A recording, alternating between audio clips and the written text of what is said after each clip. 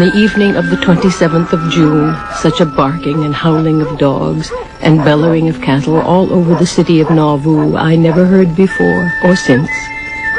I knelt down and tried to pray for the prophet, but I was struck speechless, and knew not the cause till morning.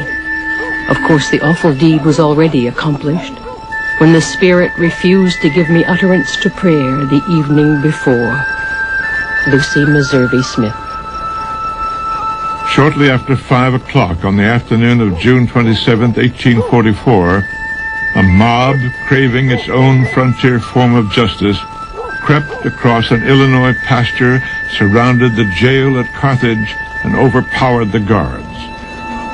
The militia, mustered to keep the peace, mounted no resistance.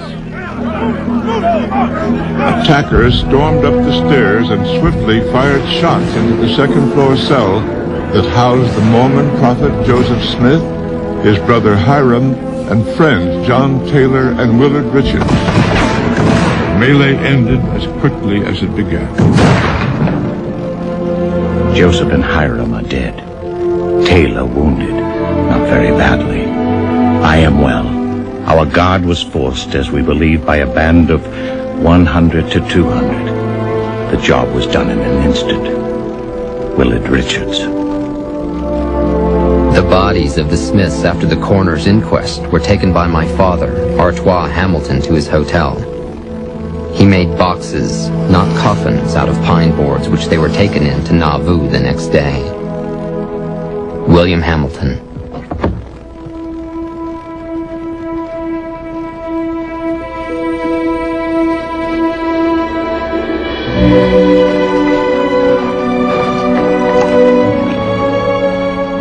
When morning dawned, the news of the martyrdom of the two brothers reached the city. It can be well imagined the sorrow and darkness that seemed to pervade the whole place. When the bodies were brought to the city, thousands of the saints were gathered on the main street to witness the sad and mournful arrival of our murdered prophet and patriarch. Maria Wealthy Wilcox. Elihu Allen and I were working in the harvest field cutting his wheat when about 3 o'clock, my wife came out and told us that word had just come that Joseph Smith and his brother Hiram was shot in Carthage jail yesterday afternoon. I said at once that it cannot be so. We all felt as though the powers of darkness had overcome, and that the Lord had forsaken his people. Warren Foote. My mother and we children were in the living room in the mansion.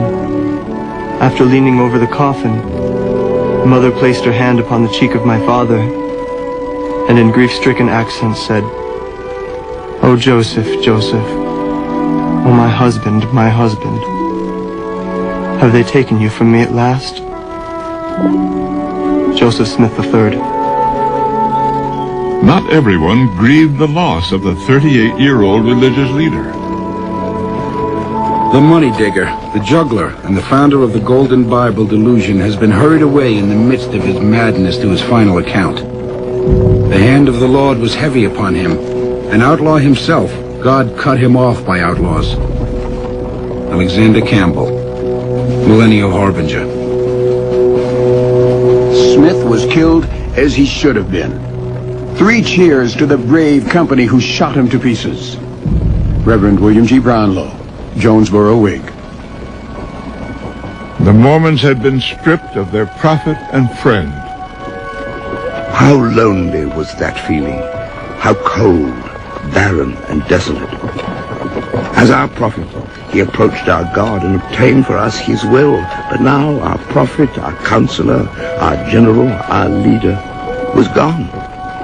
For all things pertaining to this world or the next, he had spoken for the last time on earth. John Taylor.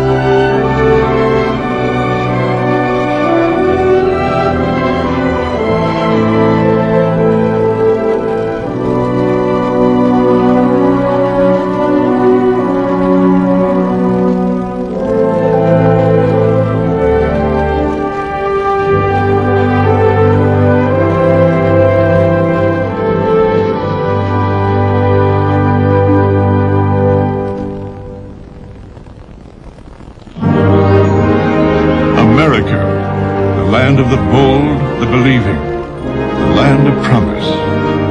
For centuries, this country has beckoned to those yearning to breathe free. From these roots came Joseph Smith. This young prophet did not rise from the great New England universities or seminaries, nor did he preach from a pulpit of high acclaim. He was a farmer who lived on the edge of civilization, but at the center of a holy war that raged for years. When so many were looking for answers to questions larger than life, Joseph Smith proclaimed that he had them. He spoke of talking with deity, translating ancient scriptures from gold plates, restoring the truths taught by Jesus Christ, and establishing a kingdom of God on earth. In the early 1840s, scores of national figures visited Nauvoo to take a look at Joseph Smith and the Mormon stronghold on the Mississippi. It is by no means improbable that some future textbook for the use of generations yet unborn will contain a question something like this. What historical American of the 19th century has exerted the most powerful influence upon the destinies of his countrymen? And it is by no means impossible that the answer to that interrogatory may be thus written: Joseph Smith, the Mormon prophet. Josiah Quincy. Joseph Smith is obviously the most successful American prophet that we've ever had. He established a religion which has not only lasted but flourished and grown to become the most powerful, uniquely American religion that we've ever had. To walk large on the stage of history with an impact that is still growing after almost 2 centuries is rare in itself. But to do it without military conquest, political platform, or inherited fortune is simply incredible. Joseph Smith, Jr., a fifth-generation American, was born in Sharon, Vermont. His ancestors fought in the Revolutionary War, served in elected office, and held a pew in the Congregational Church. Joseph's grandfather predicted that God would raise up some branch of the family to be a great benefit to mankind. We had a son whom we called Joseph, after the name of his father. He was born December 23rd, 1805. Lucy Mack Smith.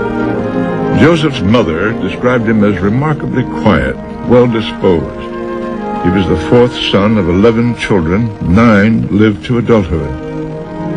In their youth, Joseph and his older brother Hiram forged a bond that never was broken. At age 7, Joseph fell victim to a typhoid epidemic. Complications of the fever infected his leg, requiring surgery to cut away portions of the diseased bone. Hiram sat beside Joseph almost day and night for some considerable length of time, holding the affected part of his leg in his hands and pressing it between them, so that his afflicted brother might be enabled to endure the pain. Lucy Mack Smith. The Smiths farmed the wooded hills of New England. They were poor. In 1816, after 3 crop failures in a row, they moved to Palmyra in the Finger Lakes district of upstate New York. Being in indigent circumstances, we were obliged to labor hard.